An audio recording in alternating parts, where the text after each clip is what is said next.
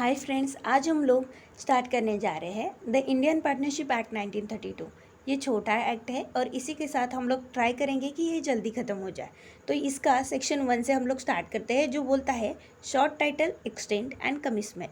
ठीक है, अभी शॉर्ट टाइटल तो सबको पता है इस एक्ट का, the Indian partnership act 1932। Second, extend, it extend to whole India. ये पूरे इंडिया को क्या है, लागू है। पहले ये एक्सेप्ट जो स्टेट ऑफ जम्मू कश्मीर हुआ करता था, लेकिन 34th एक्ट ऑफ 2019 डेट थी 5 अगस्त 2019, जब special status of Jammu and Kashmir, article 370 of constitution, ये क्या कर दिया गया, निकाल दिया गया और उसके जगह पे सिर्फ इतना रखा है कि Jammu and Kashmir is integral part of India. तो अभी स्पेशल स्टेटस तो नहीं है, तो वहाँ पे अलग एक्ट्स लागू नहीं होते, इसलिए नए जो बेर एक्ट है वहाँ पे सिर्फ इतना लिखा है कि it extend to the whole of India. ठीक है, अभी इसका सबसेक्शन 3 देखते हैं कि ये कमेंस कभी हुआ ये एक्ट। तो 1 अक्टूबर 1932 को ये पूरा एक्ट लागू हो गया। बस एक इसका सेक्शन था 69, ये पूरे एक साल बाद 1 अक्टूबर 1933 को क्या हो जाता है, लागू हो जाता है। यही बोला है इस सेक्शन 1 में पूरे। ठीक है, तो एक बार पढ़ लेते हैं। Short title, extend and commencement. First subsection, this act में be called the Indian partnership act 1932। Subsection 2, it extend to the whole of India. Subsection 3, it shall come into force on the first day of October 1932, except section 69 which shall come into force on the first day of October 1933। इसी के साथ section 1 खत्म हो जाता है। Section 2 को हम लोग को स्टार्ट करना है, जो बताता है डेफिनेशंस। इसमें कुल मिला के 4 डेफिनेशन दी गई है और लास्ट में एक पॉइंट जोड़ा गया है जो हमको समझना है। पहला है act of the firm. Act of firm होता क्या है कि फर्म के बिहाफ में या फिर फर्म के बिहाफ में किसी पार्टनर ने, किसी एक पार्टनर ने या फिर सारे पार्टनर्स ने या फिर किसी एजेंट ने कोई एक्ट किया या फिर ओमिशन किया, तब या तो फर्म के लिए या तो फर्म के अगेंस्ट में कोई राइट अराइज होता है। जैसे कोई एग्जांपल मैं दे देती हूँ, किसी पार्टनर ने अपना कर्तव्य नहीं किया, कॉन्ट्रैक्ट में जो क्लॉज दिया था वो पूरा नहीं किया, ब्रीच ऑफ ड्यूटी हो जाता है, ब्रीच ऑफ कॉन्ट्रैक्ट हो जाता है। उस वक्त थर्ड पार्टी जिसके साथ वो कॉन्ट्रैक्ट किया रहता है उसको एक राइट मिल जाता है फर्म के अगेंस्ट में, मतलब वहाँ पे एक राइट अराइज हुआ because of the omission of any act और ओमिशन ऑफ द पार्टनर। उसके फर्म के अगेंस्ट में एक राइट अराइज हुआ, उस वक्त वो थर्ड पार्टी सू कर सकती है फर्म को। तो इसलिए एक्ट ऑफ द फर्म बहुत इंपॉर्टेंट है, या तो वो एक्ट होगा या तो omission by the firm, by the all partners or by any partner or agent of the firm which gives rise to a right enforceable by or against the firm। इस तरह clause A हो गया। Clause B business के बारे में बोलता है। There are 3 businesses, types of businesses you can say includes in it. पहला तो है ट्रेड, दूसरा है ऑक्यूपेशन, तीसरा है प्रोफेशन। हर एक के एग्जांपल देती हूँ तो समझेगा। ट्रेड है, अगर मैं बोलूँ कि कोई 3 जन है, व्यापार करते हैं, मुंबई से अपना माल एक व्यापारी गोवा में पहुंचाता है, गोवा से केरला और केरला से एक्सपोर्ट होता है। इसका मतलब ये तीनों भी पार्टनर है, ये तीनों भी व्यापारी अपने आप में एक ट्रेड कर रहे हैं जो बिजनेस के अंडर आता है और इसको पार्टनरशिप एक्ट लागू होगा क्योंकि ये एज अ पार्टनर ही काम कर रहे हैं। तो ट्रेड भी बिजनेस में इंक्लूड है।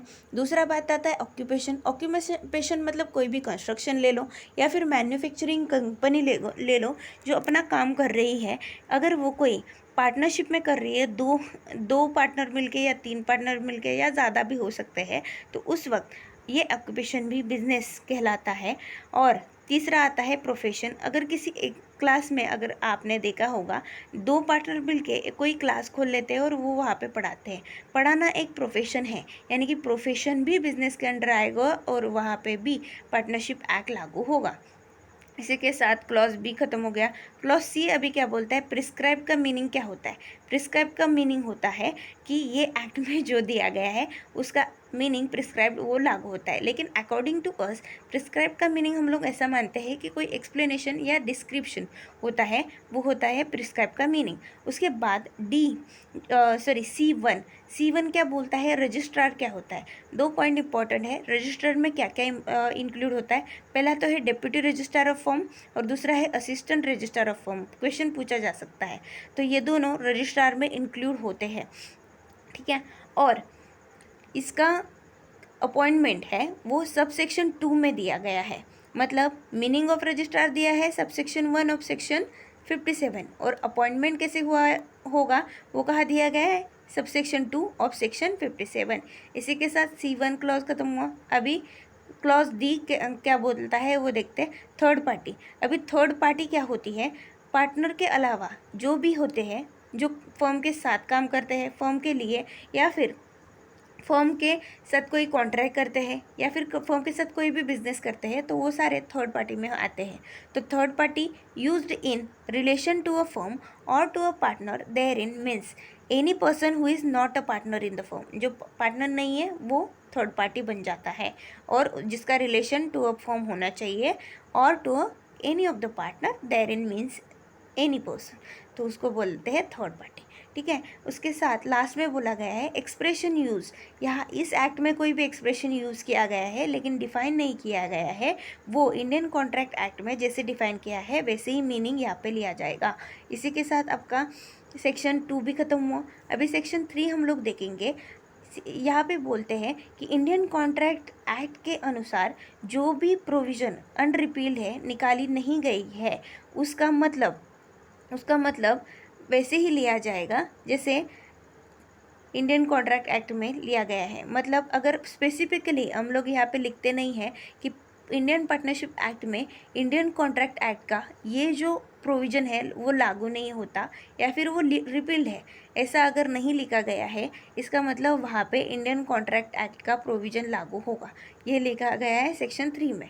ठीक है। उसके बाद सेक्शन 4 क्या बोलता है, तो definition of partnership, partner, firm या फिर फर्म नेम, ये सब आपको देखने हैं। तो डेफिनेशन क्या बोलती है पार्टनरशिप की, तो partnership is the relation between persons who have agreed to share the profits of a business carried on by all or any of them acting for all, ये होता है पार्टनरशिप।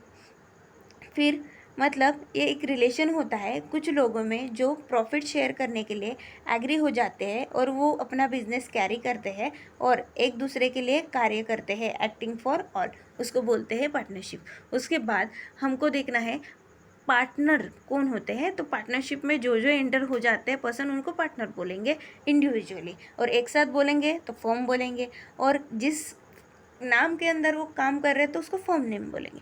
ठीक है। एक बार इंग्लिश में देख लेते हैं।